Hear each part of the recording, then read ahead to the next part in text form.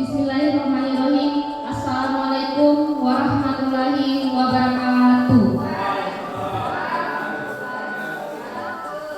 Puji syukur kita panjatkan atas kehadiran Allah Subhanahu wa taala yang mana pada pagi hari ini kita bersama-sama dalam rangka kegiatan calon guru penggerak angkatan 10 terkait diseminasi budaya positif. Sebelum kegiatan ini dimulai, saya persilahkan terlebih dahulu kepada Bapak Perdin untuk membacakan doa. Doa saya pimpin kita aminkan.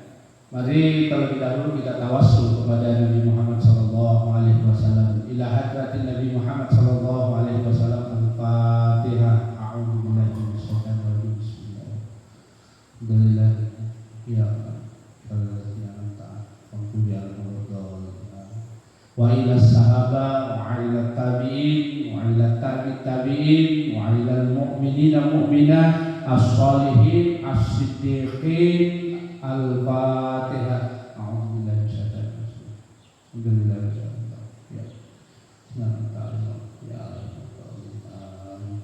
Ya Hayyu ya Qayyum bi rahmatina nastaghis aslih lana sa'na kulli wa la taqilna ila nafsi tarfatan 'aina.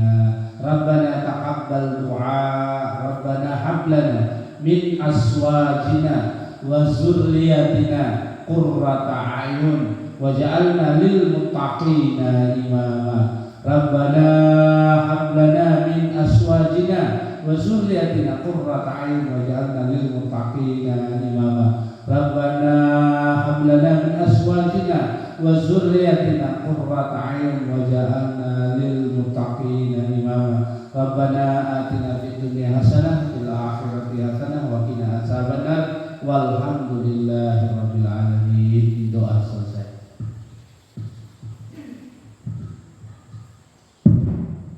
Selanjutnya sambutan dari Bapak Kepala UPT SMP Negeri 7 Selatan Masamba. Kepadanya saya persilakan. Assalamualaikum warahmatullahi wabarakatuh.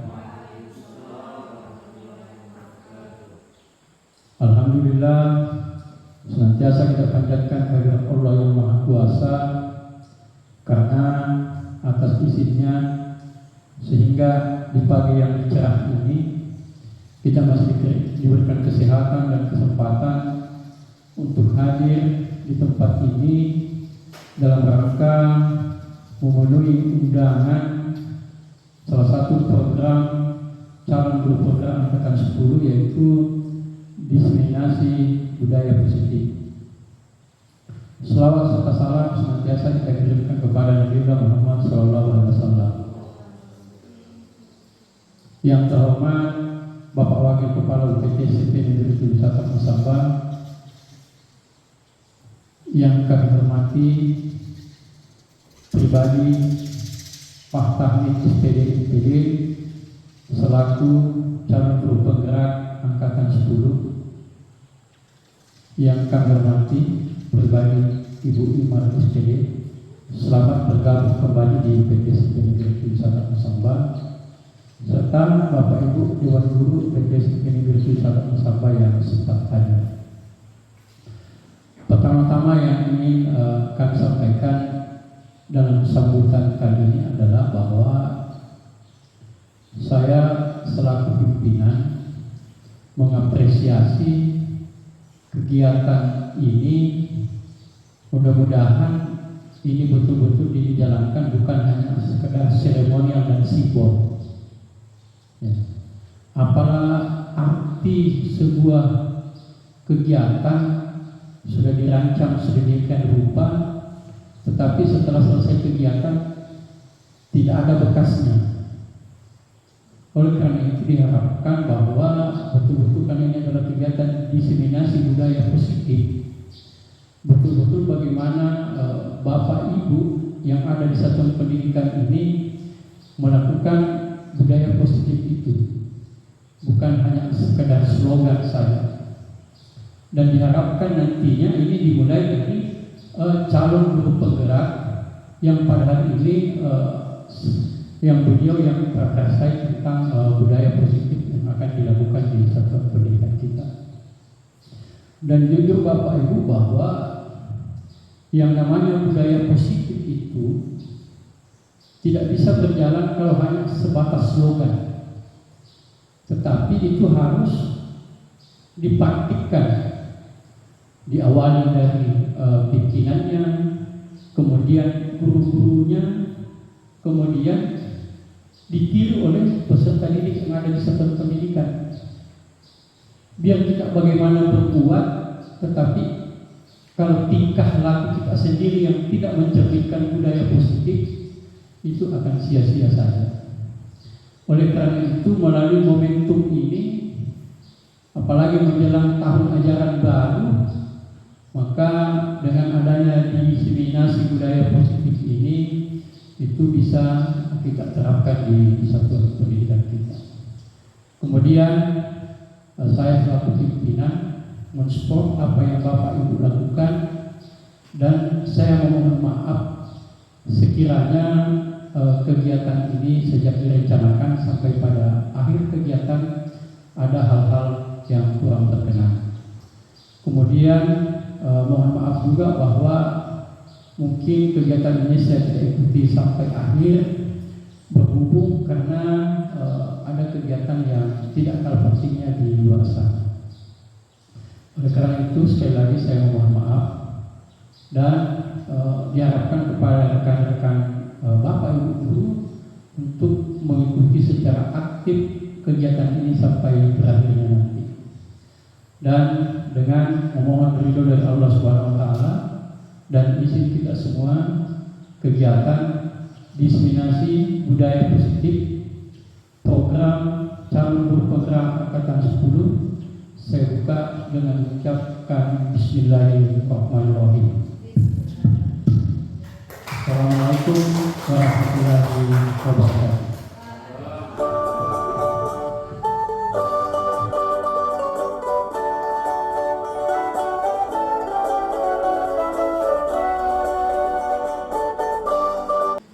Alhamdulillahirabbil alamin.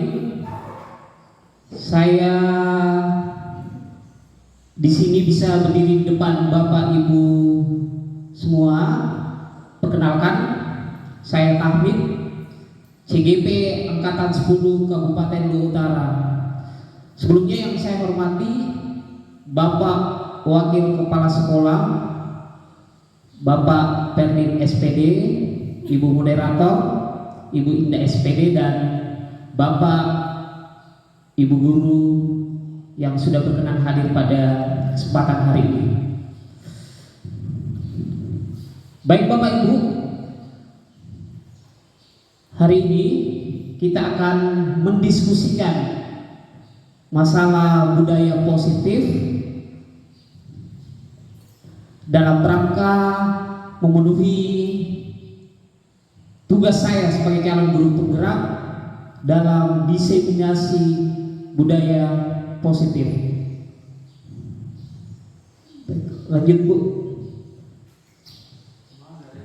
Baik.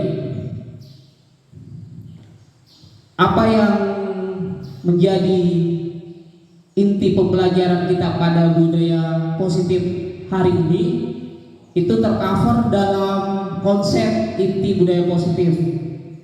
Yang pertama, kita akan mengetahui bersama tentang perubahan paradigma belajar.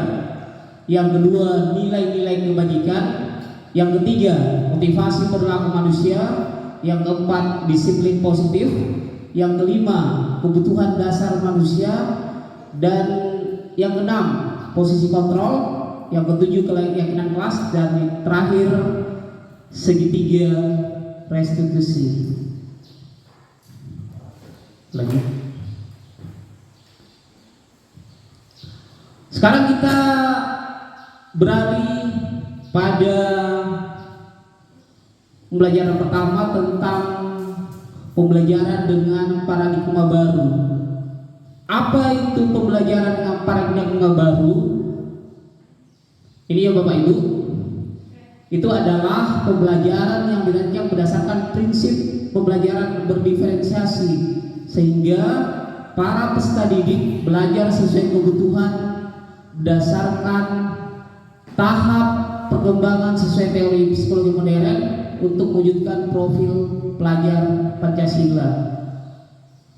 Ya, bisa dipahami bahwa ini berdasarkan prinsip pembelajaran berdiferensiasi dan terkait dengan P3 atau profil pelajar Pancasila. Saya kira Bapak Ibu di sini sudah tahu apa-apa yang menjadi dimensi profil pelajar Pancasila. Di situ ada 6, ya.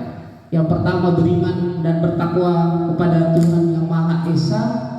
Yang kedua, berkebinekaan global. 3, mandiri. 4, gotong royong. 5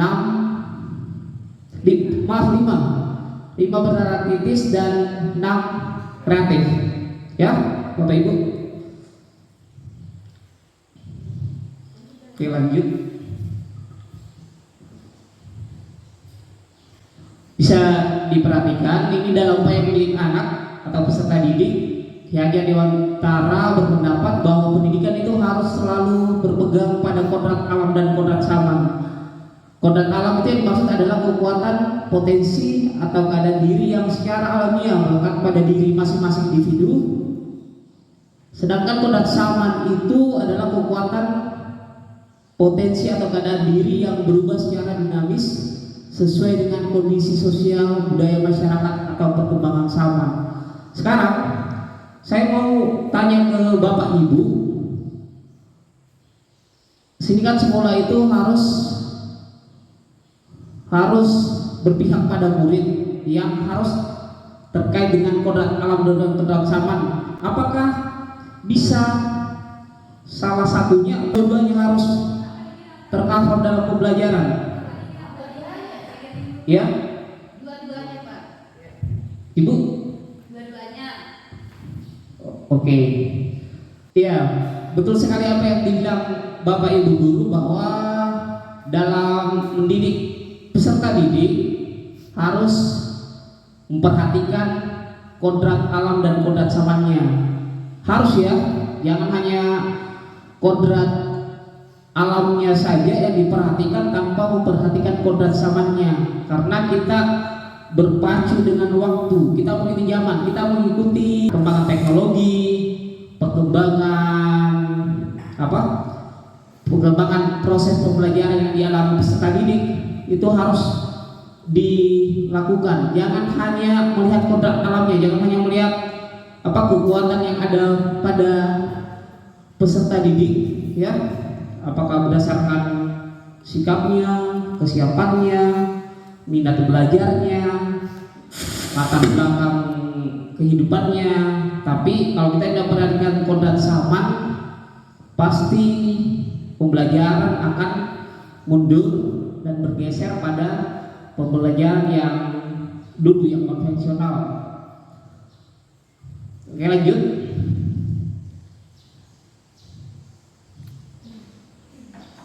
Jadi salah satu tanggung jawab seorang guru itu adalah bagaimana menciptakan lingkungan yang positif, terdiri dari warga sekolah yang saling mendukung, saling belajar, saling bekerja sama sehingga tercipta kebiasaan baik. Dari kebiasaan baik akan tumbuh menjadi karakter baik warga sekolah, dan pada akhirnya karakter dari kebiasaan baik akan membentuk sebuah budaya positif, ya. Jadi Bapak Ibu, lingkungan positif itu terbentuk dari kebiasaan-kebiasaan kita, kebiasaannya guru terutama, lalu berdampak pada murid, dan itu akan menjadi sebuah budaya positif, ya. Paham? Ya Bapak Ibu, itu kebiasaan yang kita sudah yakini dan kita tunjukkan dalam perilaku kita sehari-hari di sekolah, dan itu berdampak bagi murid. Dan sini murid sebagai objek utamanya. Mengapa saya bilang sebagai objek utamanya? Karena murid yang akan ada trouble. Murid yang akan ditumbuhkan karakternya ya. Kita sebagai role model, guru sebagai role model yang ditumbuhkan karakternya adalah murid ya. Jadi pembelajaran kedua tentang nilai-nilai kebajikan ya. Nilai-nilai kebajikan itu adalah sifat-sifat positif manusia yang merupakan tujuan mulia yang ingin dicapai setiap individu ya.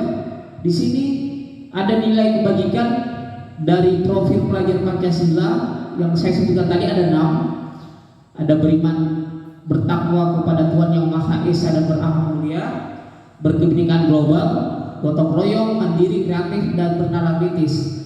Dan yang kedua ada dari PYP ya, dari Primary Years Program.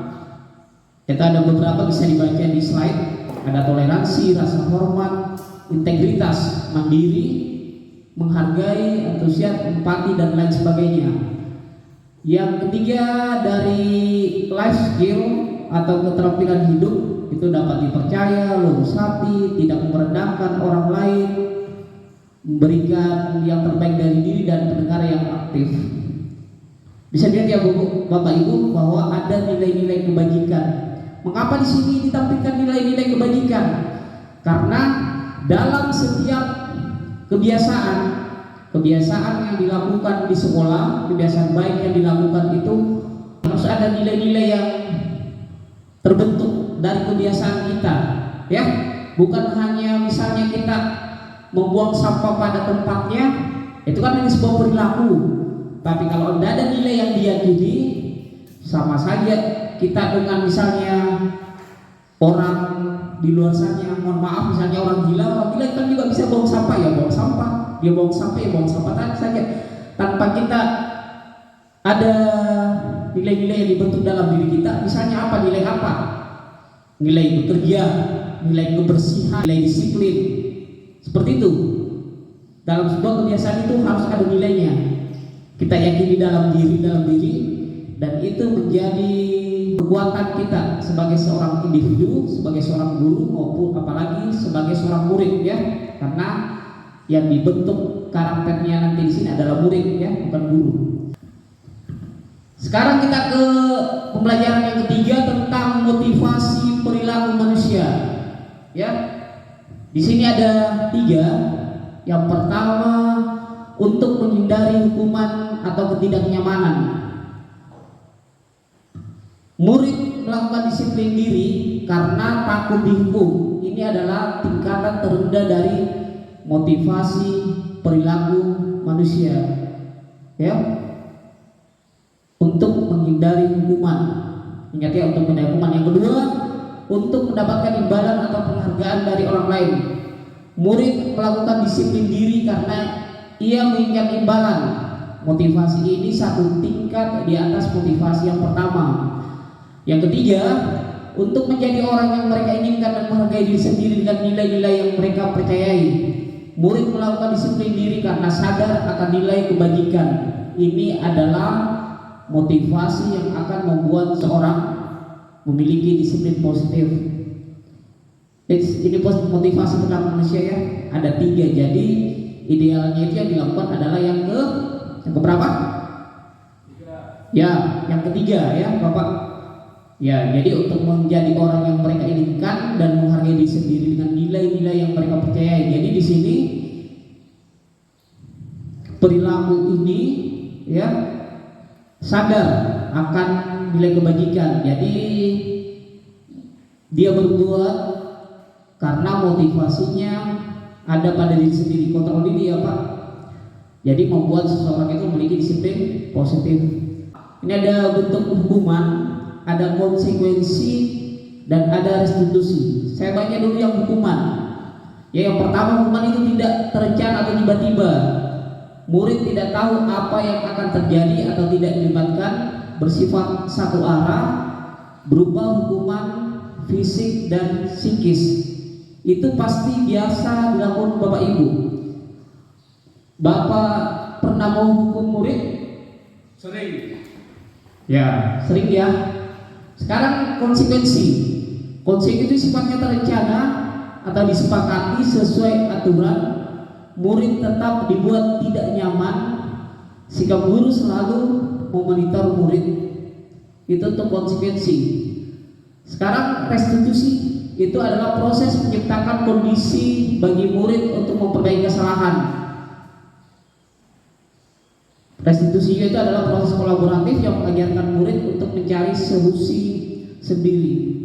Sekarang sebenarnya hukuman itu baik tidak dilakukan pada murid menurut Bapak atau Ibu? Baik tidak? Tidak baik. Ya. Tidak baik. Mengapa? Karena biasa murid itu kadang dihukum tetapi tidak sadar akan kesalahan tersebut. Maka malah menjadi makin makin nakal, tidak berubah dengan hukuman yang telah diberikan. Oke, baik. Masih ada pendapat yang lain? Tak. Iya, terima kasih. Menurut saya hukuman itu tidak seharusnya dilakukan oleh guru terhadap murid, karena pada saat diberikan hukuman seperti yang tadi disampaikan oleh Bu Firda, mungkin peserta didik atau murid yang mendapat hukuman, dia hanya merasa jera terhadap hukuman yang diberikan, tapi dia tidak sadar apa sebenarnya kesalahannya sehingga mendapatkan hukuman. Mungkin itu saja, terima kasih. Komentar dari Ibu, ya betul sekali bahwa hukuman itu tidak baik dilakukan. Ya, sebenarnya dia memberikan efek jera, tapi efek jeranya itu hanya sebentar, ya, sebentar. Tapi dampak secara psikis itu lama, ya. Jadi jangan dilakukan karena itu berdampak lama bagi siswa, bagi murid. Dan apa pengaruhnya? Pengaruhnya itu akan menjadi murid yang pendendam, akan menjadi murid yang selalu merasa dikucilkan dan hal-hal negatif lainnya. Jadi jangan sampai kita menghukum murid, ya. Jangan kita langsung menghukum murid. Ada masalahnya murid, jangan langsung dihukum, ya. Jangan langsung dibentak, apalagi dipukul, ya. Itu tidak boleh sama sekali karena dampaknya sangat panjang bagi psikis murid. Ini ada konsekuensi, jadi yang diharapkan itu sebenarnya itu adalah yang dilakukan Bapak Ibu guru. Sebenarnya kita ini melakukan konsekuensi kuatnya itu dia terencana karena dia ada kesepakatan antara guru dan murid dan selalu dikawal guru. Misalnya kamu tidak membuang sampah, apa konsekuensinya? Oh, saya belajar di perpustakaan, Bu. Itu merupakan hukuman ringan, ya. Bukan hukumannya sifatnya hukuman verbal, hukuman fisik yang bisa mengganggu mental murid. Tapi hukuman yang positif, ya, itu dibuat dalam konsekuensi bersama murid. Jadi ada hal negatif yang dilakukan, tapi kita cari solusinya dengan hukuman yang ringan dan membentuk mental siswa menjadi baik, bukannya membentuk mental siswa menjadi buruk. Restitusi nanti kita bahas di belakang. Lanjut.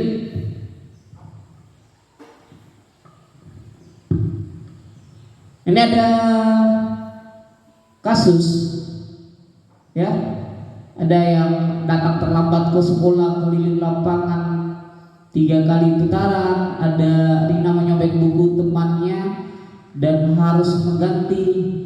Yang ketiga ada Rina terlambat ketiga PJOK dan harus push up. Coba kita perhatikan di sini yang berbentuk hukuman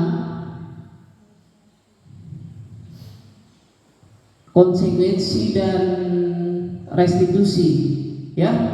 Kira-kira yang mana dan bagaimana tanggapan Bapak Ibu? Yang hukuman itu yang mana? Baik Pak, kalau menurut saya yang hukuman itu yang topik 1, yang datang terlambat ke sekolah, keliling lapangan 3 kali putaran. Menurut saya itu adalah hukuman.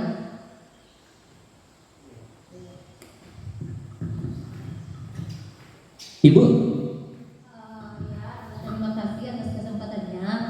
Dari ketiga topik di atas, kalau saya untuk topik 1 itu yang datang terlambat kemudian disuruh keliling lapangan 3 kali putaran itu adalah salah satu bentuk hukuman, dan itu bisa berdampak pada siswanya makin kesal karena sudah datang terlambat disuruh lagi keliling, capek. Oke, itu masih membuat siswa tambah nakal mungkin ya. Kalau topik kedua, saya kira itu adalah konsekuensi mungkin, karena di sini membentuk karakter murid untuk bagaimana caranya bertanggung jawab. Iya, seperti itu. Kalau topik ketiga, ini kayak semacam konsekuensi juga. Enggak, kalau bagi saya ini juga hukuman ya. Iya, seperti itu. Hampir sama kasusnya dengan topik 1. Oke, terima kasih. Ya, jadi tadi yang jawabannya Bapak Ibu guru saya kira sudah tepat ya. Sekarang kita ke miskonsepsi teori kontrol, ya. Ini miskonsepsi teori kontrol. Yang pertama, ilusi guru mengontrol murid. Yang kedua, ilusi bahwa kritik itu membuat rasa bersalah, dapat menguatkan karakter. Ilusi bahwa semua penguatan positif, efektif dan bermanfaat. Yang terakhir itu ilusi bahwa orang dewasa memiliki hak untuk memaksa, ya. Bisa dibaca di slide ya, bahwa guru itu harus mengontrol murid. Kritik dan membuat rasa bersalah dapat menguatkan karakter. Sebenarnya kritik itu bukan hanya bersifat negatif ya, tapi ada yang positif dan dapat menguatkan karakter murid. Di sini ada penguatan positif, efektif dan bermanfaat. Dan yang keempat, ini ilusi bahwa orang dewasa itu memiliki hak yang memaksa. Lanjut. Ini paradigma stimulus respon ke pendekatan teori kontrol, ya. Bisa dilihat stimulus responnya. Yang pertama itu realitas, ini atau kebutuhan kita sama. Di teori kontrolnya itu realitas, kebutuhan kita berbeda. Yang kedua, semua orang melihat hal yang sama. Teori kontrolnya setiap orang memiliki gambaran yang berbeda. Kita mencoba mengubah orang agar berpandangan dengan sama kita. Teori kontrolnya itu kita berusaha memahami pandangan orang lain tentang dunia. Perilaku buruk dilihat sebagai suatu kesalahan. Semua perilaku memiliki tujuan. Orang lain bisa mengontrol saya, hanya Anda yang bisa mengontrol diri Anda. Saya bisa mengontrol orang lain, Anda tidak bisa mengontrol orang lain. Pemaksaan ada pada saat tujuan gagal. Kolaborasi dan konsensus menciptakan pilihan-pilihan baru. Model berpikir menang atau kalah itu pada stimulus respon. Pada teori kontrol model berpikir menang. Jadi inti dari disiplin positif itu ada pada teori kontrol ya, dari stimulus respon ke pendekatan teori kontrol. Jadi teori kontrol itu dapat menciptakan disiplin positif. Sekarang kita ke pembelajaran tentang disiplin positif. Ini disiplin positif itu berasal dari kata disiplina, yang artinya belajar. Ingat, disiplin itu mengacu pada disiplin diri yang memiliki tanggung jawab terhadap apa yang dilakukan berdasarkan nilai-nilai yang diyakini.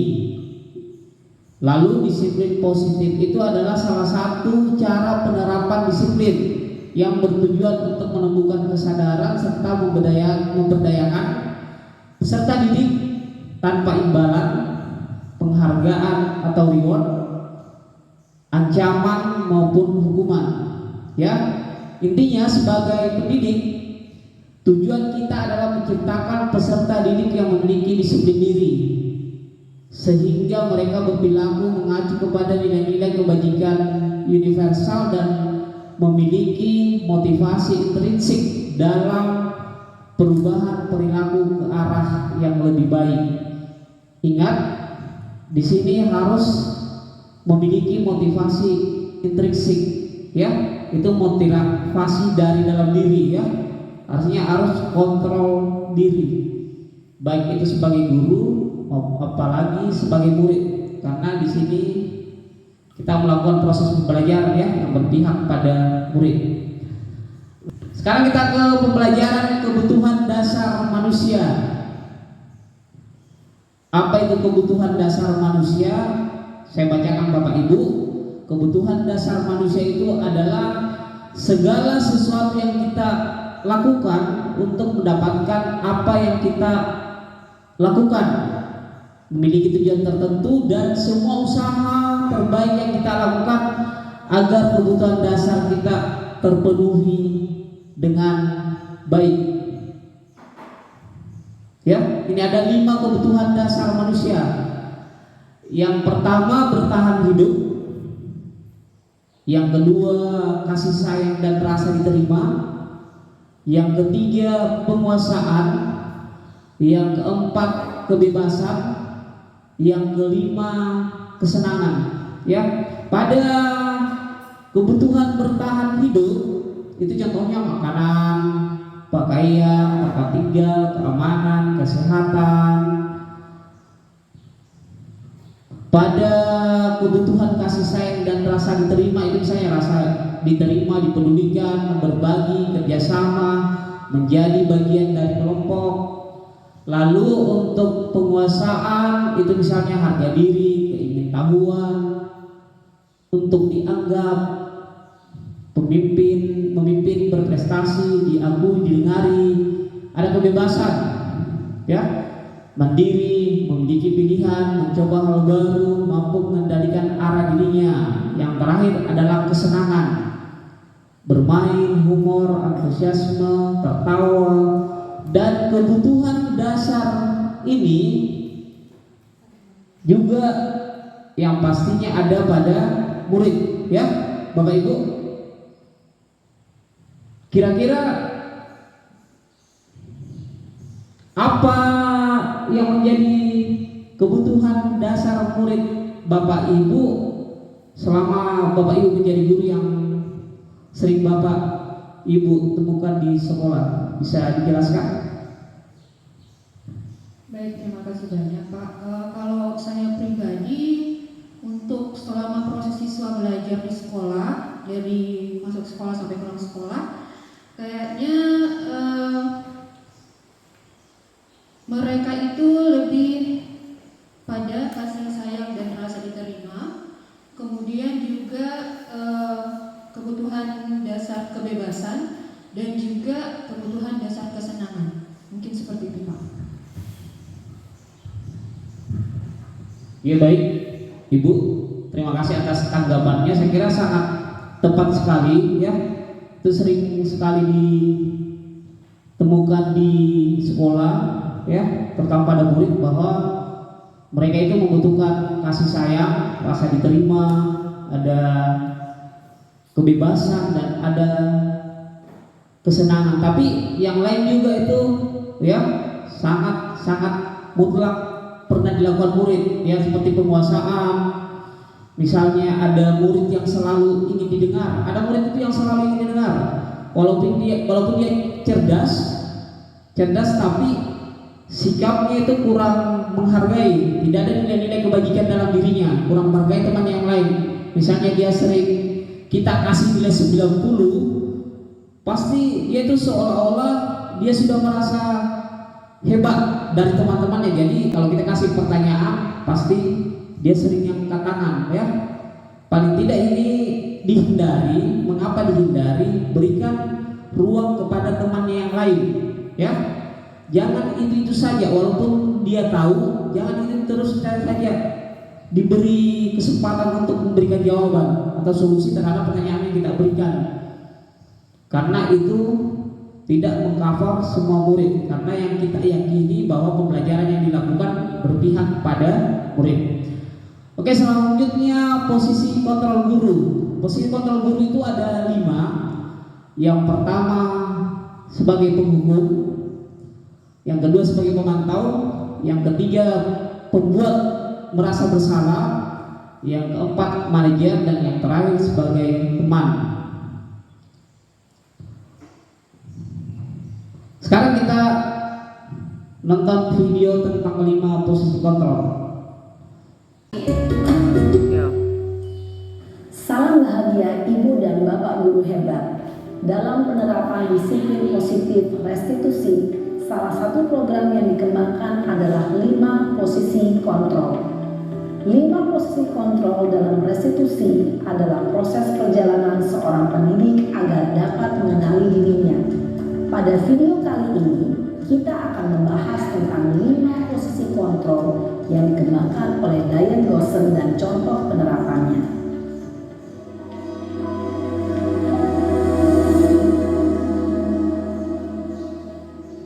5 posisi kontrol itu adalah 1. Posisi penghukum, 2. Posisi pembuat merasa bersalah, 3. Posisi teman, 4. Posisi pemantau atau monitor, dan 5. Posisi manajer. Untuk lebih memahami kelima posisi tersebut, mari kita saksikan kasus Naren yang terlambat hadir 20 menit di sekolah dan melihat bagaimana kelima posisi kontrol dalam menghadapi masalah tersebut.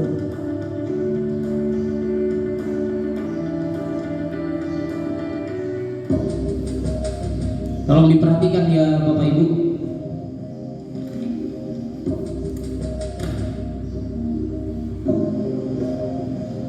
Naren, sini kamu. Selamat pagi Bu.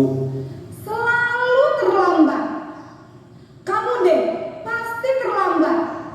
Maaf Bu, saya Apa? Apa coba? Alasan kamu apa lagi? Kapan sih kamu tidak terlambat? Malas sekali ya kamu jadi anak. saya Dasar pemalas. Gak kapok-kapok sih kamu. Sudah berapa kali terlambat? Sana, kamu keliling lapangan basket 2 kali. Kenapa saya harus keliling lapangan basket Bu? Kenapa? Kamu melawan ibu? Berani-beraninya jawab. Sudah terlambat, masih berani jawab pula. Sekarang, keliling lapangan basket 5 kali sekalian. Biar kapok. Cepat. Pergi sana ke lapangan basket. Posisi penghukum biasanya berbicara dengan nada tinggi, menghardik, menunjuk-nunjuk, menyakiti, dan menyindir. Hukuman bisa berupa fisik maupun psikis.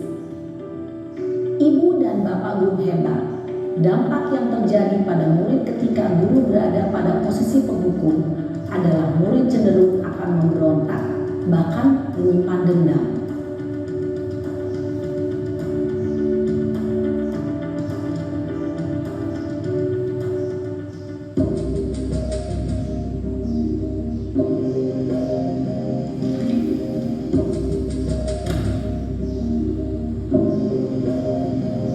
Naren,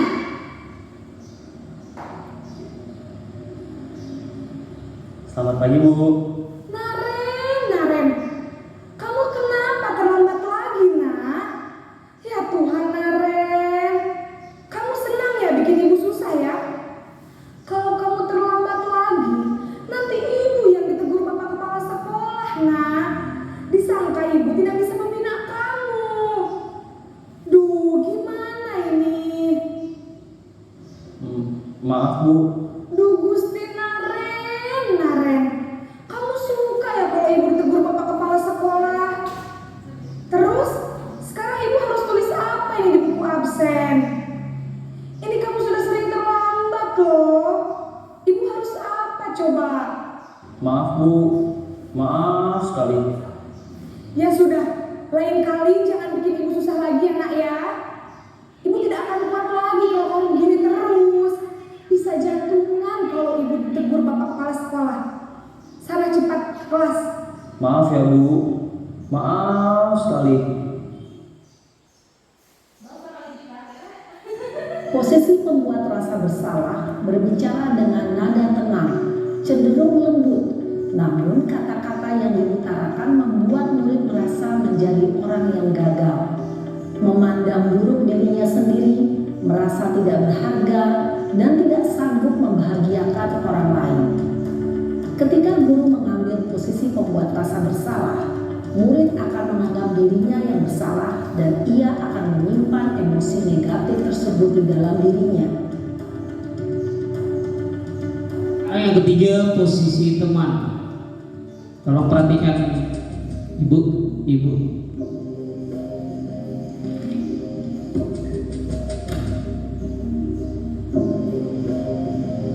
Naren,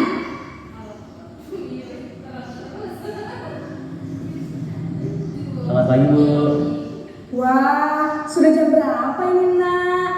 Terlambat lagi ya sayang. Iya Bu, habis ibu saya lupa menolongkan saya Bu. Kamu malah menyalahkan ibu kamu. Kamu bukannya anak yang larinya paling kencang. Kok terlambat sih?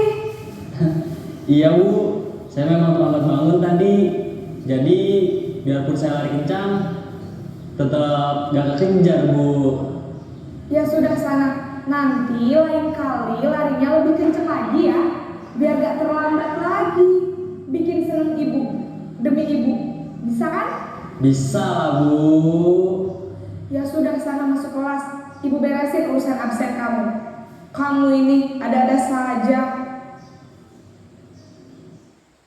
Dalam posisi teman, guru berbicara dengan nada suara ramah, akrab, cenderung bersenda gurau untuk menjaga suasana tetap santai.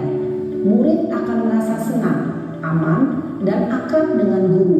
Identitas yang tercipta adalah identitas sukses atau berhasil. Namun, perlu diingat, karena ini masih dorongan eksternal, maka ada faktor ketergantungan dari murid kepada orang tertentu. Di sini, guru absennya, sehingga di lain waktu, murid bisa berperilaku baik, namun hanya kepada orang-orang tertentu saja. Yang sekarang posisi pemantau atau monitor.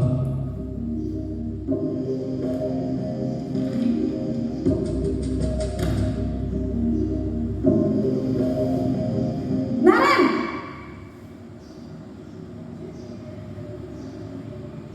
Selamat pagi Bu.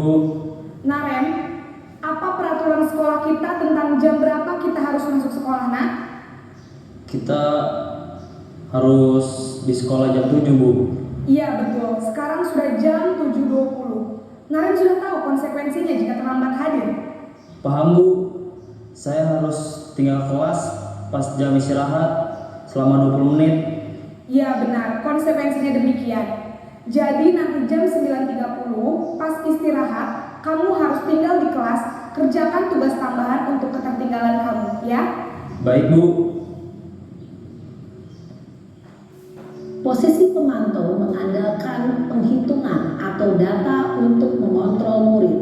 Guru mengarahkan murid berdasarkan peraturan dan konsekuensi. Seorang pemantau menunjukkan bahasa tubuh dan ekspresi wajah yang datar dan cenderung formal.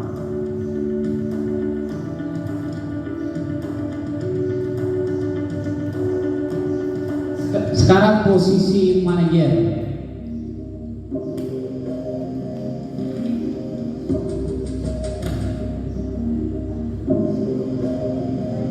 Naren!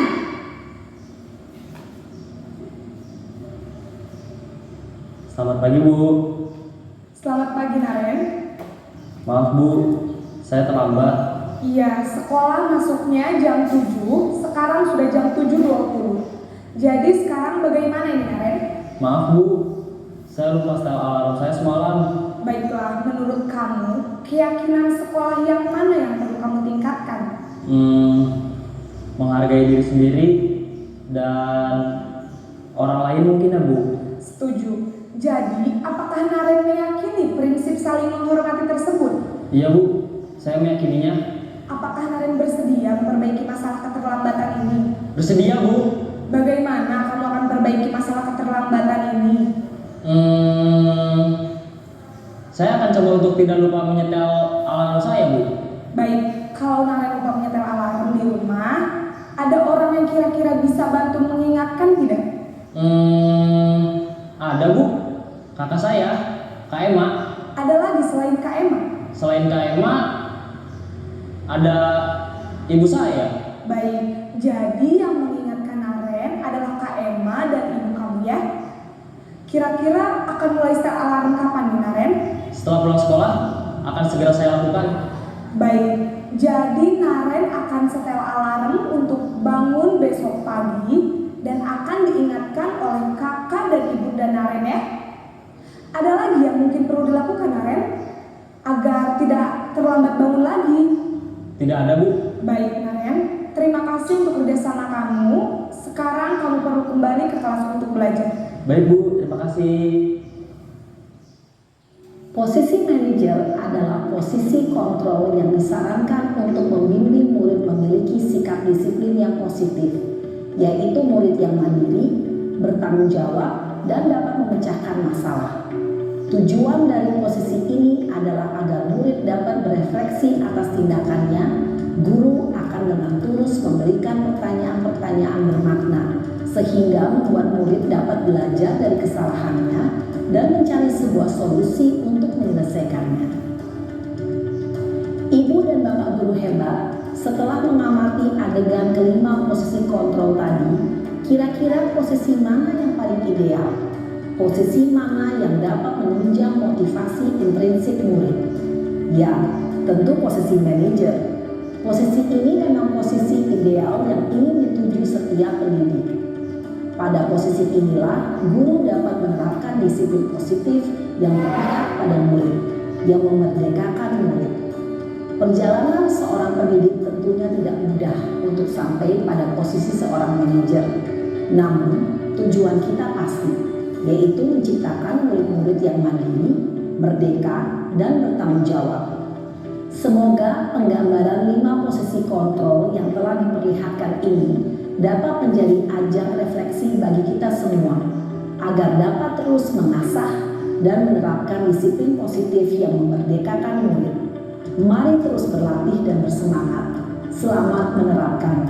Salam dan bahagia, Ibu dan Bapak Guru hebat.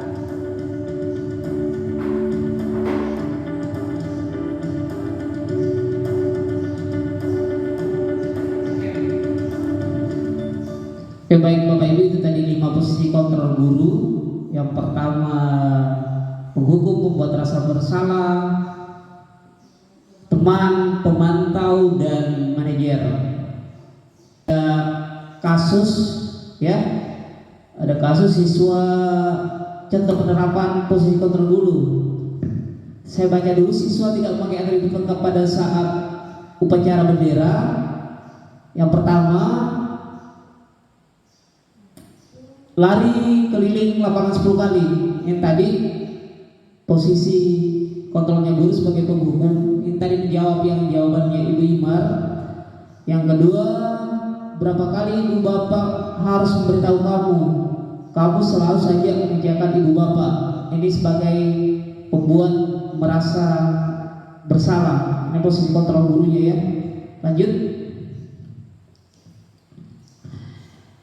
Yang kedua, kasus siswa tidak memakai atribut lengkap pada saat upacara bendera.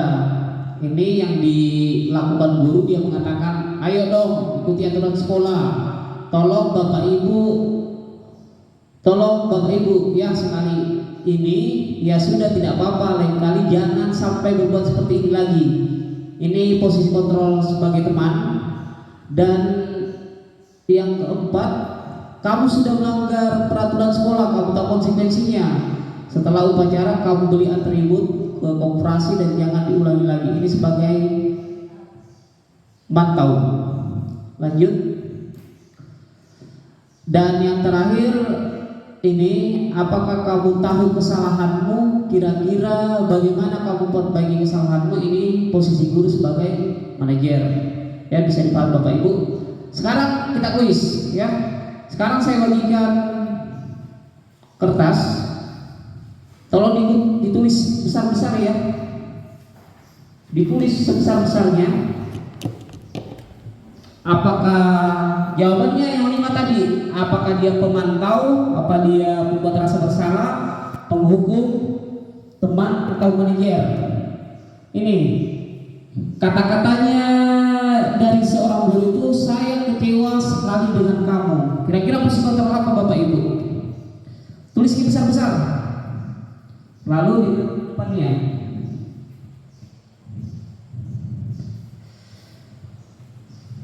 Satu, posisi kontrol dulu.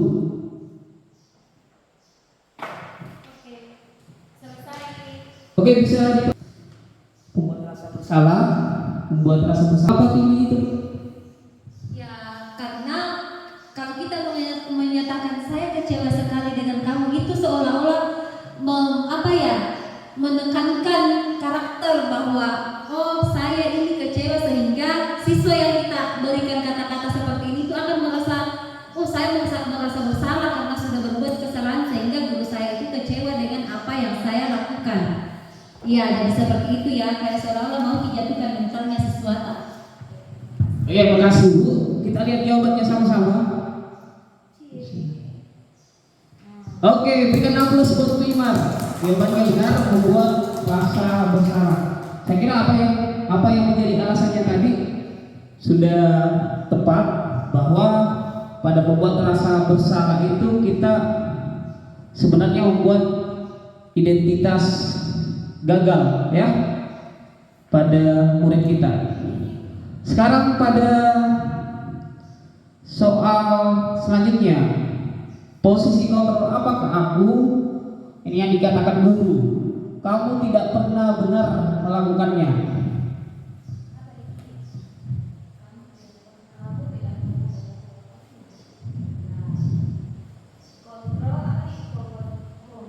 Penghukum, pembuat rasa bersalah, teman, mantau atau manajer.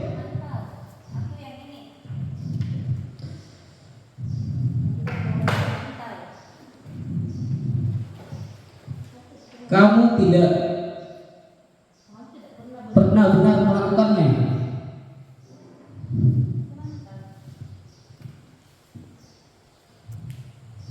Tulis besar.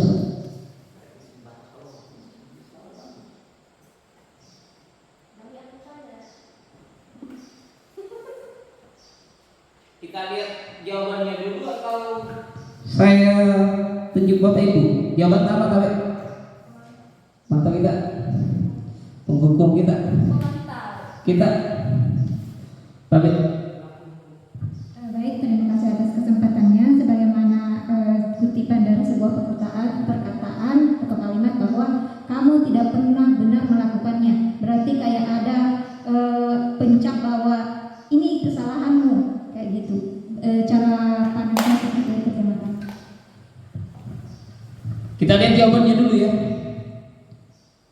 Bismillahirrahmanirrahim.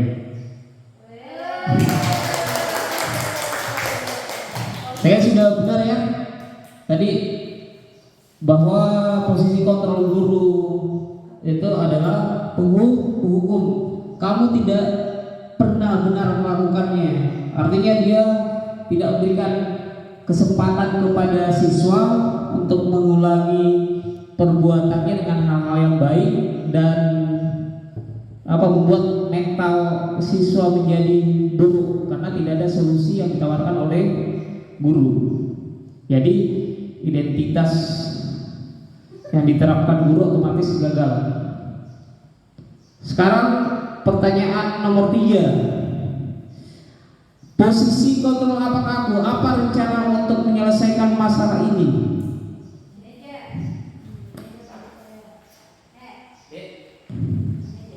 Manajer, Ibu.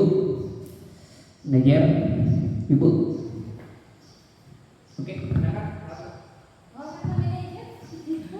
Saya pilih manajer karena manajer itu memberi kesadaran kepada siswa tentang kesalahan yang dilakukan, sehingga timbul solusi dalam dirinya sendiri. Apa yang harus dilakukan untuk menyelesaikan masalah yang dia lakukan?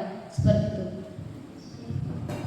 Oke, kita lihat dulu jawabannya. Apakah posisi kontrol yang digalang guru dengan kata-kata apa rencana untuk menyelesaikan masalah ini? Jawabannya adalah manajer. Dengan aplaus buat Bu Firda sekarang sudah tepat bahwa dalam manajer itu selain menstabilkan identitas siswa, ada validasi tindakan yang dilakukan guru dan pastinya ada solusi yang ditawarkan untuk menyelesaikan masalah murid. Oke, lanjut ke pertanyaan berikutnya. Posisi kontrol apakah aku? Ayolah lakukan demi bapak atau ibu. Ya terserah bapak ibu. Pemahaman bapak ibu apa?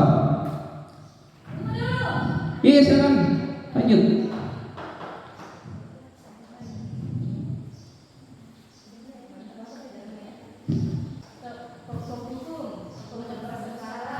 Bisa dijawab jawabannya teman?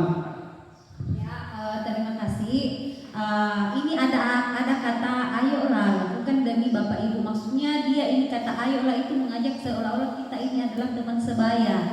Jadi jawaban untuk posisi kontrol yang dengan kasus ini saya lebih ke posisi guru sebagai teman ya.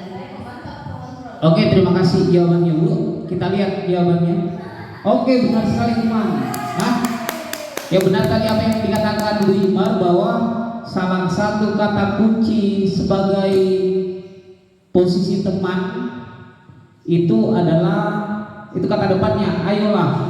Kalau dibilang ayolah berarti posisi guru itu sebagai teman murid itu ya.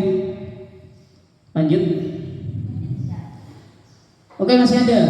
Ini apa posisi kontrol aku? Kamu tidak pernah mendapat nilai jika tidak mengerjakan tugas.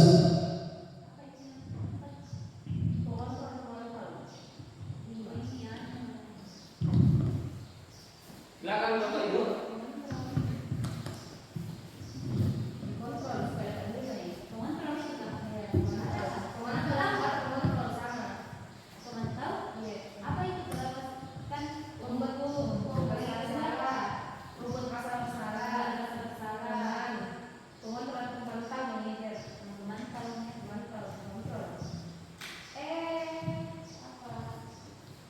Tadi soalnya Bu.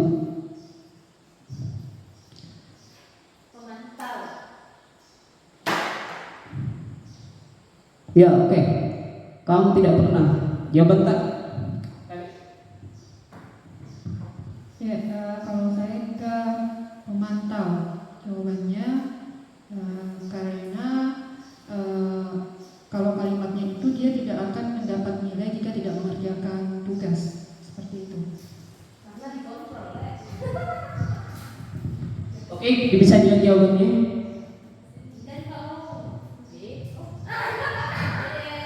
Oke, jawabannya adalah pemantau ya.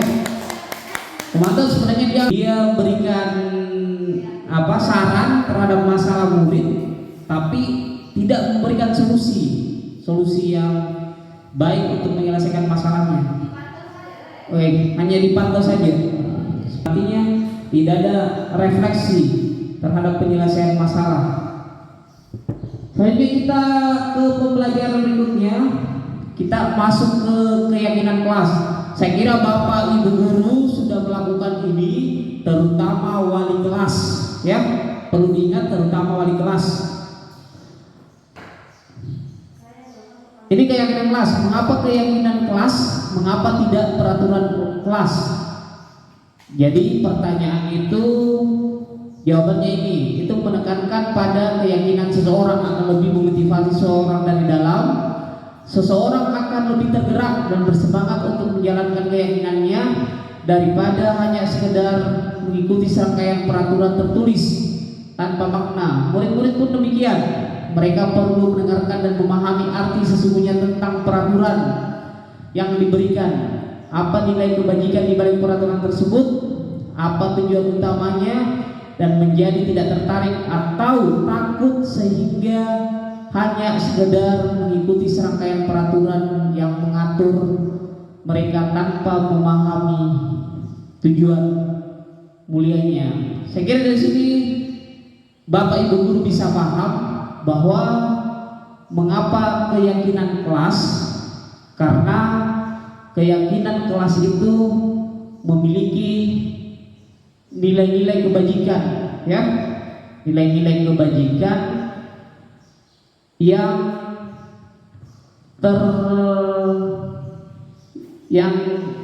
yang dibuat oleh guru dan murid, dan nilai itu menjadi keyakinan murid sebagai perilaku untuk dilakukan di dalam kelas, ya. Ini pembentukan keyakinan kelas, dia bersifat abstrak, berupa pernyataan universal, dibuat dalam pernyataan positif sedikit saja agar mudah diingat, sesuai dengan kondisi kelas dan sekolah sehingga mudah diterapkan. Semua warga sekolah atau warga sekolah dilibatkan saat membuat keyakinan kelas. Ya, saya kira Bapak Ibu guru sudah pernah baca. Lanjut.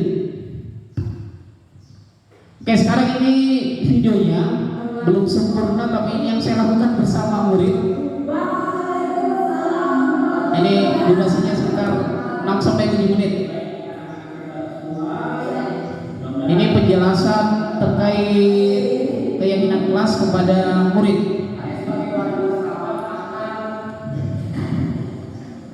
Mendiskusikan sama ini untuk merumuskan keyakinan kelas, ya Bapak Ibu.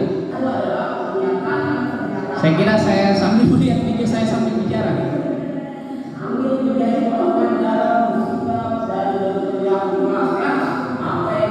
Ini pertemuan awal. Nanti untuk membuat keyakinan kelas ada 5 step, ada 5 tahap. Begitu ya Bu Indah. Ibu Indah ini sebagai calon guru penggerak angkatan 9. Jadi saya banyak belajar dari beliau. Bersama guna pembelajaran yang efektif. Terakhir membiasakan budaya yang efektif dan disiplin positif, ya, supaya keyakinan kelas nanti yang kita ingin bersama itu bisa membudayai kelas kita.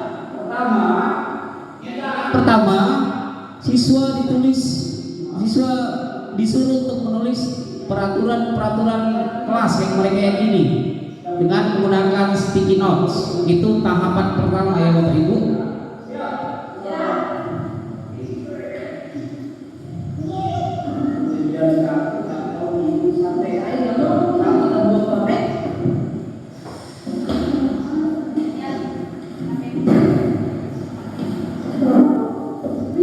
Ini proses menempel sticky note.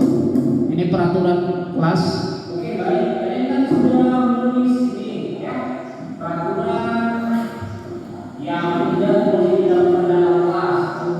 Baik, yang pertama, ya, tidak boleh berkata kasar, tidak boleh ribut, tidak boleh membuang sampah, tidak boleh tutupan, tidak boleh. Ini yang ditulis hasil pemikiran murid, ya, yang mereka yakini sebagai sebuah peraturan yang harus mereka lakukan.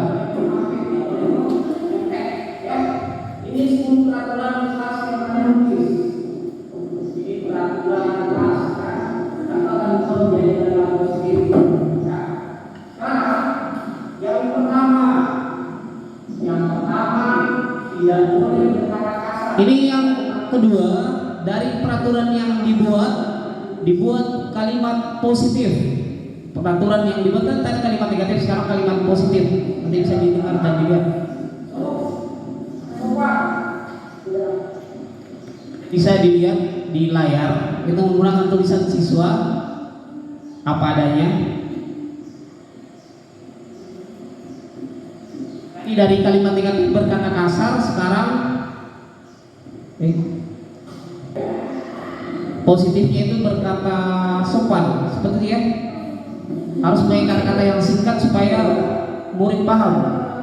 Kedua, kita akan mengetahui nilai-nilai. Sekarang tahapan ketiga dari kalimat positif, kita akan mengetahui nilai-nilai kebajikan yang terkandung di dalamnya. Itu tahapan ketiga.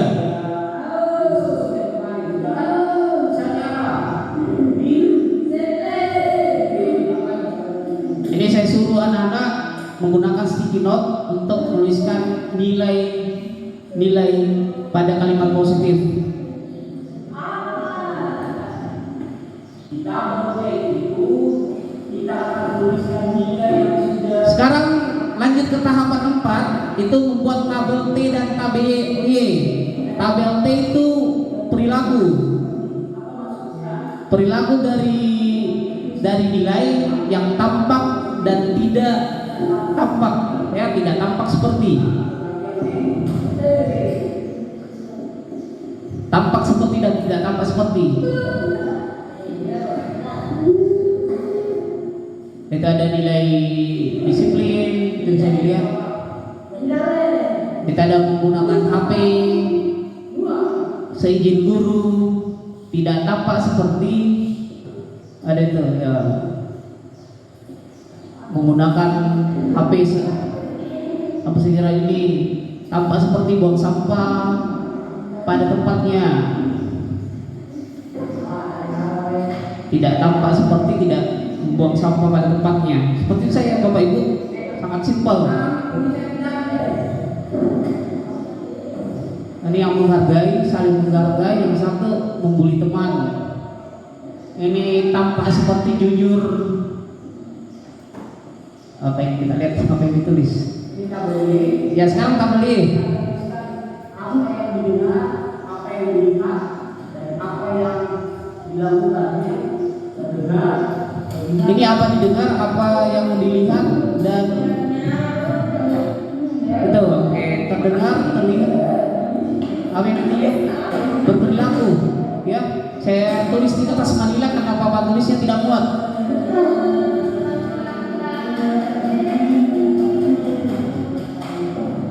Itu dibuat sesuai kemampuan murid kan, tidak usah dengan kata-kata yang berlebihan, berkata sopan. Ya,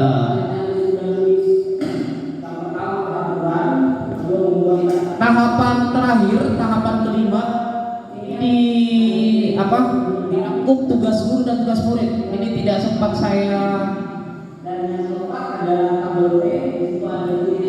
video dengan sempurna, ini saya akan mencoba. Dan pada tahun ini, setelah tahun ini diisi, kita harus tahu apa tugas guru dan apa tugas murid. Guru di sini adalah kami, murid itu adalah kami semua. Misalnya tugas murid hadir tepat waktu. Jadi tugas kami sebagai guru apa?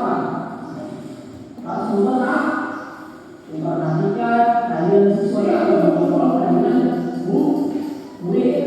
Ya, tugas murid belum sama kan sudah apa? Ya, sekarang saya mengarahkan ada bongkar sampah pada tempatnya ya. Saya tidak bantu. Itu bisa dilihat sudah ada respon murid, artinya dia memperhatikan. Walaupun muridnya terlihat nakal, tapi dia memperhatikan keyakinan yang mereka tulis sendiri. Ya, jadi itu tahapan terakhir Bapak Ibu, membuat tugas murid dan tugas guru. Jadi di situ tadi tugas muridnya hadir tepat waktu, tugas gurunya apa? Ya, mengontrol kehadiran siswa atau mengontrol kehadiran murid. Ya, seperti itu Bapak Ibu.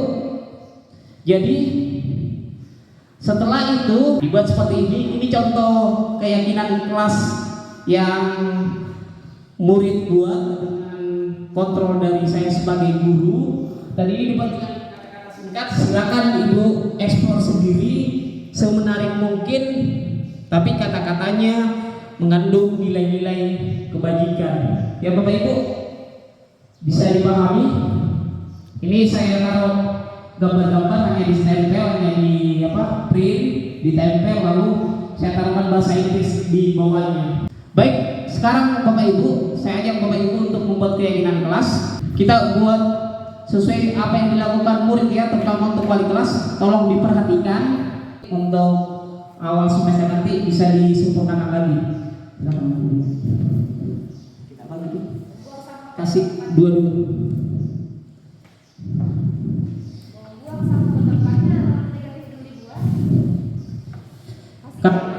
Peraturan. Kita merumuskan keyakinan kelas ya Bapak Ibu.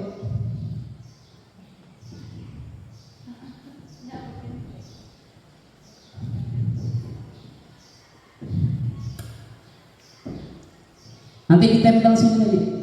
Ini tahapan pertama. Jadi peraturan. dirapatkan saya ya. Tahap 2 nanti kalimat positif.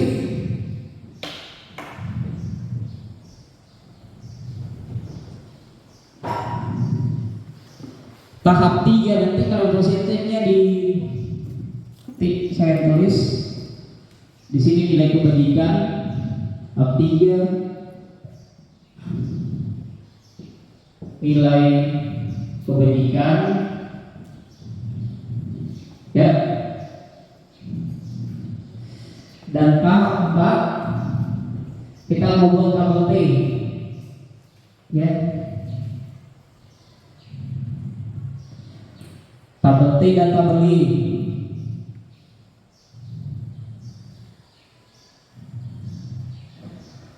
Dan tahap 5 nanti dirangkum tugas guru dan tugas murid. Sini tugas murid, sini tugas guru.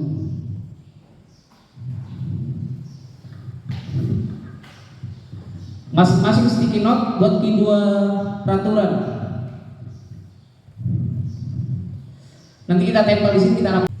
Oh, silakan yang sudah silakan menempel ke depan.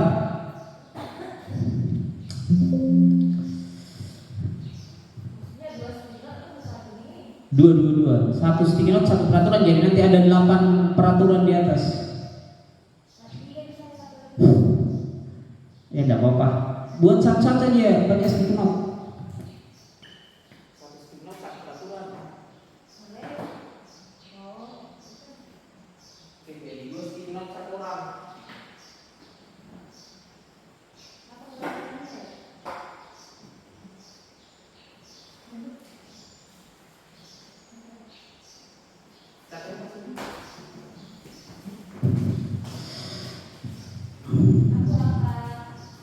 Tempel sesuai yang ibu yakini.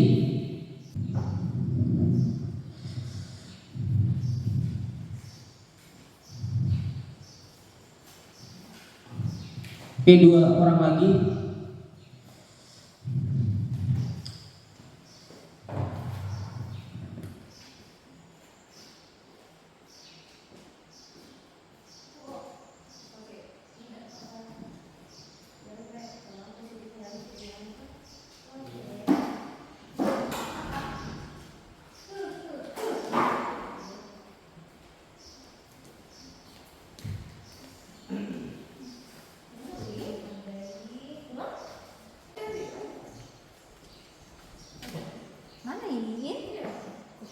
Oke, di sini sudah ada 9 peraturan.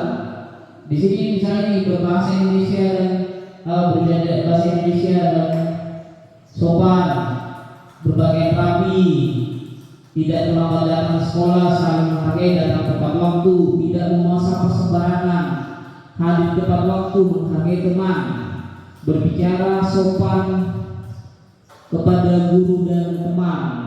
Ini saya kasih contoh satu saja ya. Untuk kalimat positifnya saya ambil satu, misalnya ini, tidak membuang sampah sembarangan.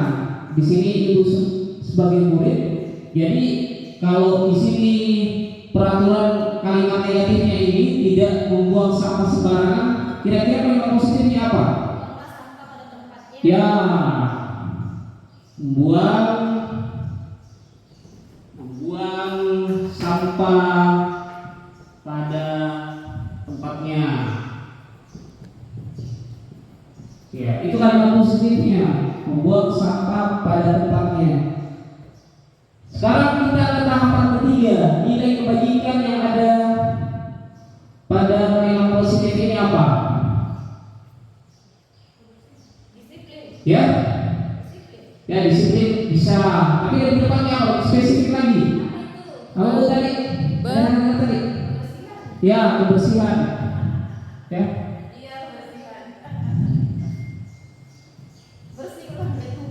Kayak gitu ya. Kebersihan di sini.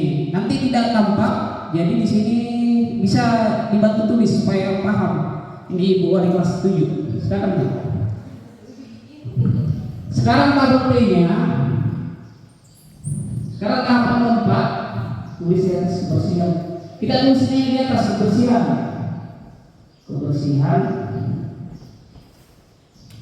Baru sebelah kiri tampak seperti.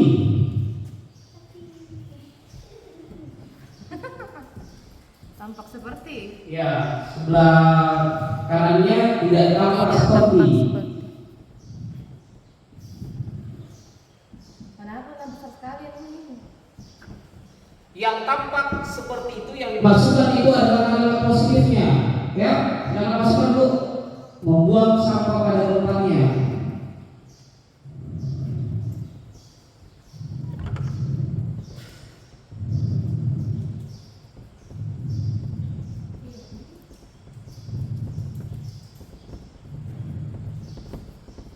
Sekarang pada poin kedua tidak tampak seperti apa? Itu kebalikan dari ini. Ini kan kalimat positif, otomatis ini kalimat negatifnya. Bukan kalimat peraturan ini ya.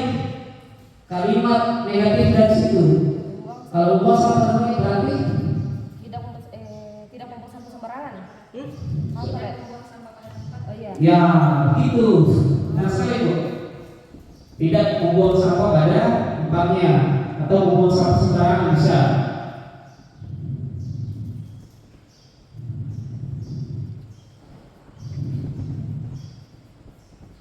Ini untuk tabel T ya. Sekarang kita ke tabel Y. Silakan tulis ini maksudnya tabel Y besar. Kecil.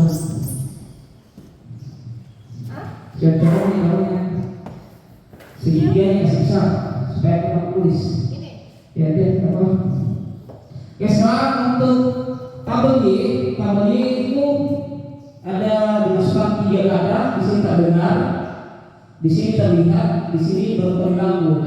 Terdengar di sini di atas, supaya nanti terkecil di atasnya. Iya, di atas ini terlihat. Apa sih? Berperilaku. Ini sebenarnya dari sini tabel T ya. Membuang sampah pada tempatnya. Kalau membuang sampah pada tempatnya itu biasa apa yang dilakukan guru, posisi guru sebagai apa? Pemantau. Ya, dia pemantau. Ya, misalnya itu jadi kita, ayo buang sampah nak. Tidak tulis ini juga terdengar. Ayo buang sampah nak.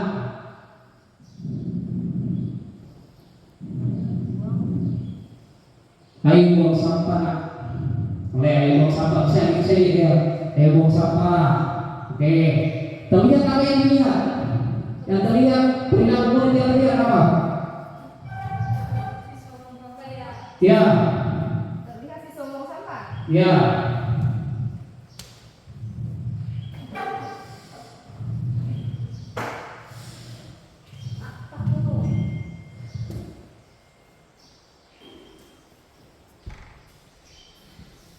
Berperilaku apa? Perilakunya apa? Kalau ini apa yang dilakukan nih? Ambil sampah, kasih masuk di tong sampah, menyapu, itu sampai murid berkeringat. Itu apa proses apa? Spesifik lagi. Karena ini kerugian. Apa bekerja.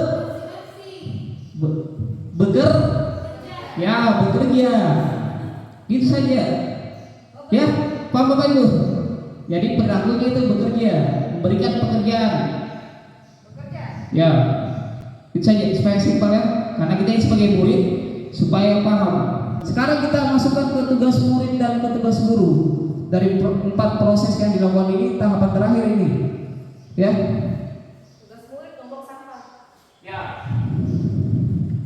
Tugas murid membuang sampah pada ya seperti itu.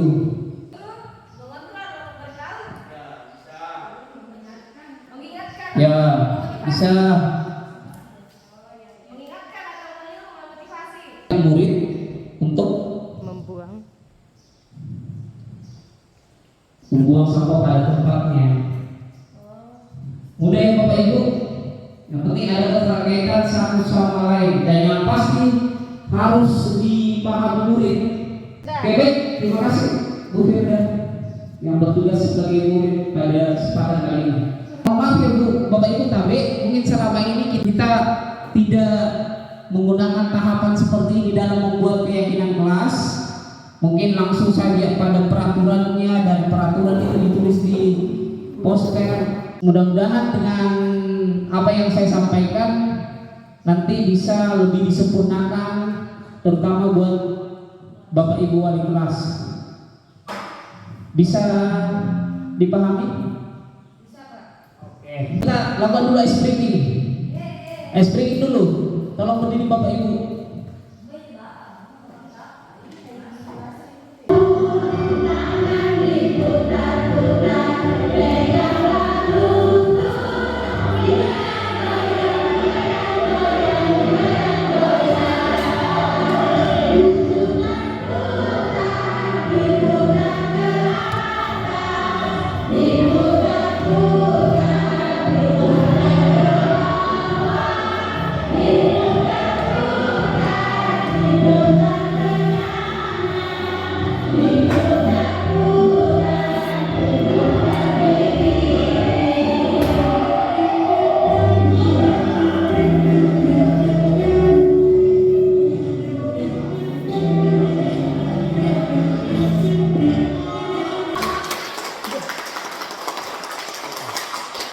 Baik, sekarang segitiga restitusi itu dialog yang dijalankan oleh guru agar dapat menghasilkan murid yang mandiri dan tanggung jawab. Segitiga restitusi itu bentuk segitiga. Jadi yang pertama ada menstabilkan identitas, ada validasi tindakan yang salah, dan ada menanyakan keyakinan. Ya, itu tahapan untuk segitiga restitusi. Jadi intinya proses dialog untuk menyelesaikan masalah. Lanjut Bu. Ini yang tahap pertama, menstabilkan identitas. Ini berdasarkan prinsip membuat kesalahan. Ini bagian dari proses pembelajaran. Kata-kata yang disampaikan guru pada tahapan itu misalnya berbuat salah itu wajar, tidak ada manusia yang sempurna. Ibu bapak juga pernah melakukan itu. Ibu bapak tidak mau mencari siapa yang salah, tapi ibu bapak ingin mencari solusi. Kamu berhak merasa begitu. Lanjut. Tahapan kedua, validasi tindakan yang salah. Ini berdasarkan prinsip setiap perilaku berupaya memenuhi suatu kebutuhan tertentu. Ini kamu pasti punya alasan mengapa melakukan hal itu, padahal kamu bisa melakukan yang lebih buruk dari itu. Kamu tak bangga karena kamu telah melindungi sesuatu yang penting buatmu. Kamu melakukannya karena mempertahankan sesuatu yang penting bagimu. Oke, lanjut. Tahapan yang ketiga adalah menanyakan keyakinan. Ini berdasarkan prinsip teori kontrol bahwa pada dasarnya kita termotivasi secara intrinsik. Ini kata-kata yang disampaikan guru bisa apa keyakinan kelas kita, nilai apa yang telah disepakati bersama. Seperti apa gambaran sebuah kelas yang ideal menurut kamu? Kamu ingin menjadi orang yang seperti apa? Ini salah satu kasus yang saya lakukan bersama murid atas nama Muhammad Al-Fatir. Pernah anak ini melakukan kesalahan. Ini kasusnya saat kegiatan gotong royong di sekitar sekolah. Fatir menghindar dan tidak ikut bekerja bersama teman-temannya, serta mengejek ucapan guru yang mengawasinya. Saya sebagai guru harus menyelesaikan masalah tersebut dengan tahapan segitiga restitusi. Bisa dilihat cuplikan video. Oke, selamat pagi. Bagaimana? Siap ya? Sudah sarapan? Ya, sudah sarapan. Tadi sudah istirahat pakai. Tahu tidak kenapa kamu panggil ke dalam kelas? Ya, jadi tadi ada laporan dari ibu guru bahwa Fatir menghindar ya pada saat gotong royong dan mengejek ucapan gurunya. Benar tidak? Benar ya? Begini ya, Fatir, setiap manusia itu Pak Guru. Pak Tahli biasa membuat salah, tapi kesalahan itu bisa diperbaiki, ya, bisa dicari solusinya, ya, supaya kita menjadi lebih baik. Begini Nak Fatir, coba ceritakan apa yang terjadi tadi pagi. Pada saat gotong royong, Ya. saya disuruh Ibu Ali untuk mengumpulkan sampah, Ya. dan saya menghindar dan malam mengejek perkataan dan membuat Bu Ali marah. Ya. Kamu menghindar, mengejek bu gurunya, lalu membuat beliau marah. Itu benar tidak perbuatan itu? Tidak benar ya? Jadi kamu sudah melanggar keyakinan keras. Kira-kira keyakinan keras apa yang sudah apa terlalu?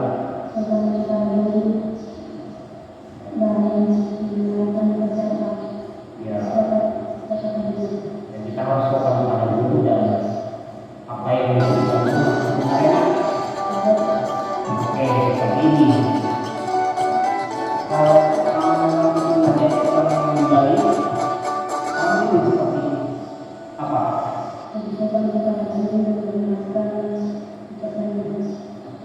Ya, bersyukur pada guru dan mendengarkan ucapan yang jadi.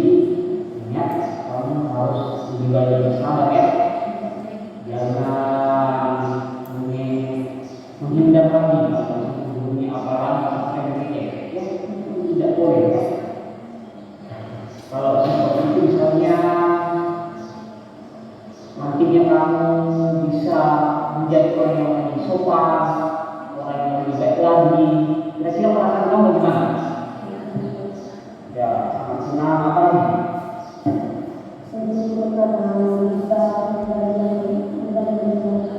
Ya, bersyukur bisa menjadi ya, bisa kerjasama lagi dengan gurunya, kerjasama dengan teman-teman yang lain ya, dalam gotong royong.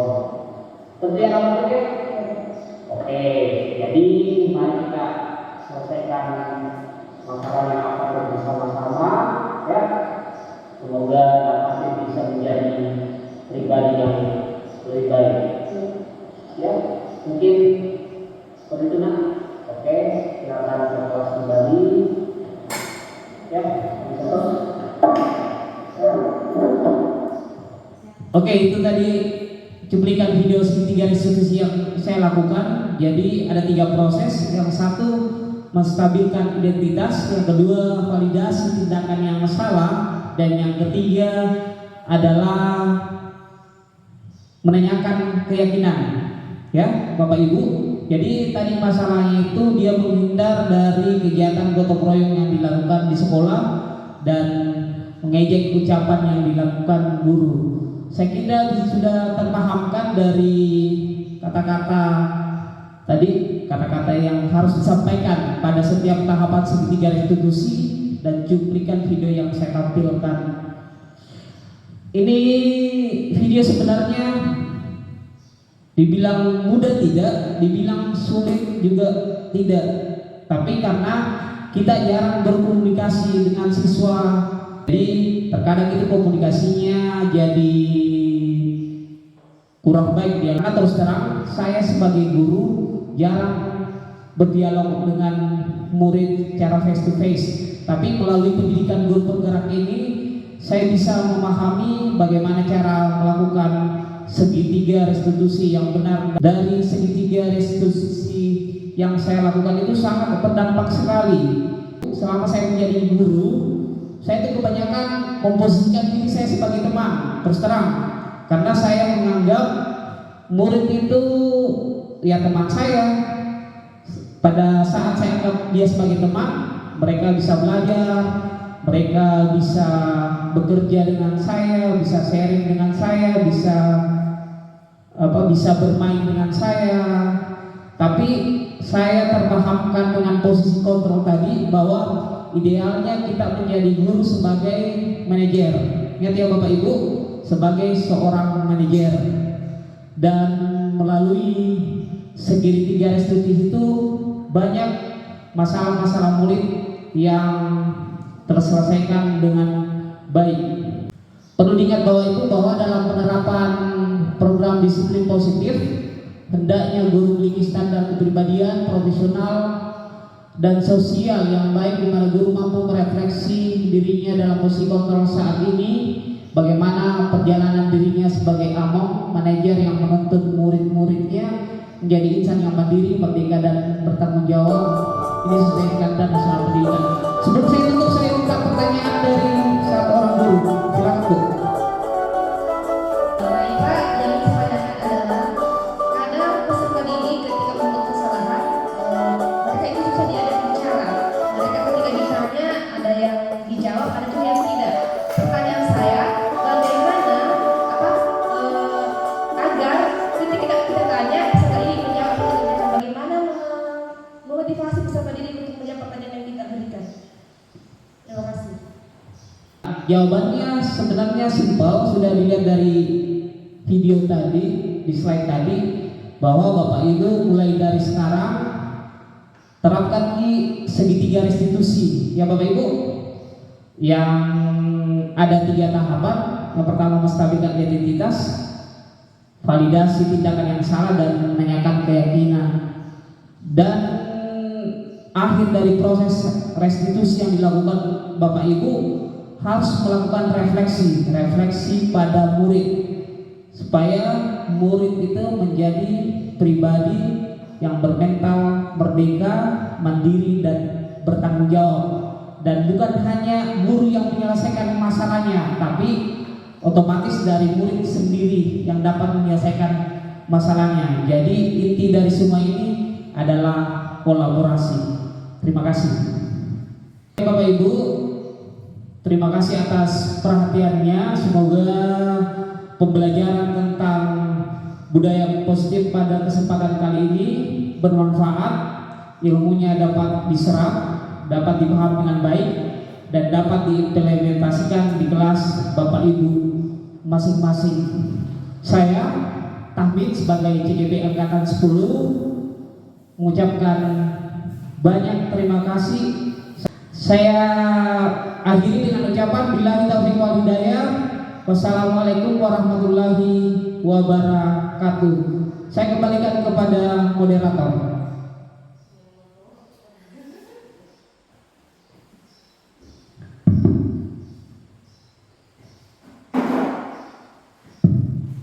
Oke, demikianlah seluruh kegiatan kita pada pagi hari ini terkait diseminasi budaya positif yang sungguh luar biasa ya, sangat menarik apa materi yang disampaikan oleh beliau terkait diseminasi budaya positif. Kemudian tadi kita dikuatkan lagi yang sebelumnya saya selaku CGP Angkatan 9 tidak terlalu belum memaparkan secara penuh terkait keyakinan kelas, dan hari ini saya dikuatkan lagi terkait keyakinan kelas yang disampaikan oleh calon guru penggerak Angkatan 10. Kemudian ada segitiga restitusi, ada tadi guru yang menanyakan terkait seperti apa yang harus dilakukan ketika peserta didik ada yang seperti ini. Nah, itu juga sudah disampaikan oleh calon guru penggerak Angkatan 10. Kita dikuatkan lagi bahwa yang pertama yang harus dilakukan yaitu menstabilkan identitas. Rasanya tidak cukup ya, masih banyak materi yang ingin disampaikan, tapi kita dibatasi oleh waktu. Dan apa yang disampaikan oleh calon guru penggerak Angkatan 10 pada pagi hari ini itu saya anggap sangat luar biasa, kita dipahamkan dan dikuatkan, tinggal penerapannya nanti di sekolah, baik itu di sekolah secara khusus itu di kelas. Mungkin itu saja yang bisa saya sampaikan selaku moderator. Sukses selalu untuk calon guru penggerak Angkatan 10, jaga kesehatan karena masih banyak tugas-tugas yang menunggu untuk kegiatan selanjutnya. Terima kasih. Assalamualaikum warahmatullahi wabarakatuh.